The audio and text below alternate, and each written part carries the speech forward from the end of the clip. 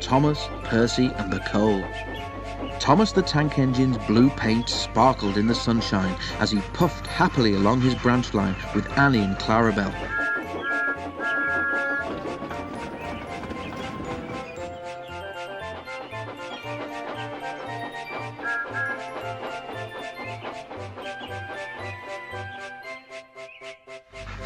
Blue is the only proper colour for an engine, he boasted to the other engines. Oh, I don't know. I like my brown paint, said Toby. I've always been green. I wouldn't want to be any other colour either, added Percy. Blue is the only colour for a really useful engine. Everybody knows that, spluttered Thomas. Percy said no more. He just grinned at Toby and winked. Each day, Percy brings a truck full of coal from the junction for the coal merchants at Farquhar. Next morning, Thomas was resting when Percy arrived. Be careful in this siding, Percy, warned Thomas, as Percy pushed the trucks along the line beside him. These buffers aren't very safe. He got no further. As one of the coal trucks passed Thomas, the catch on its door burst open. With a rumble and a crash, an avalanche of coal poured out and piled up around Thomas's wheels. A thick cloud of coal dust arose all around him. "A tissue!" spluttered Thomas. "Help, I'm choking! Get me out!" Percy looked worried.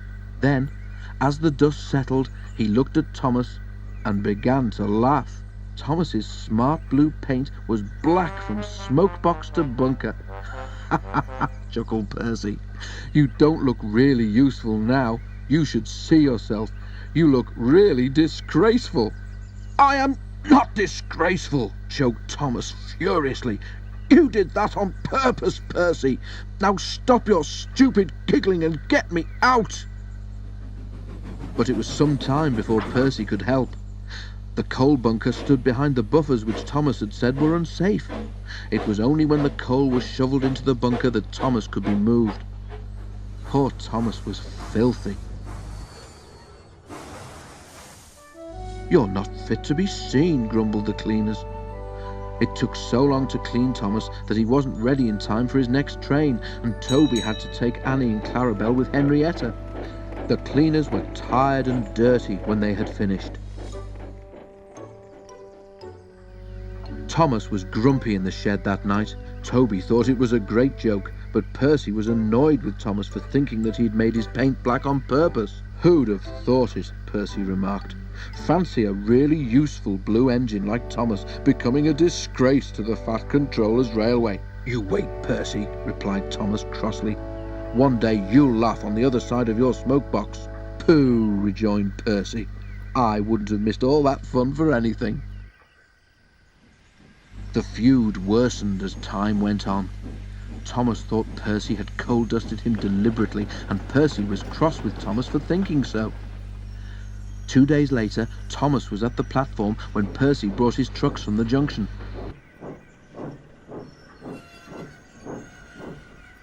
Percy arranged them and ran into a siding for a drink before Thomas's train left.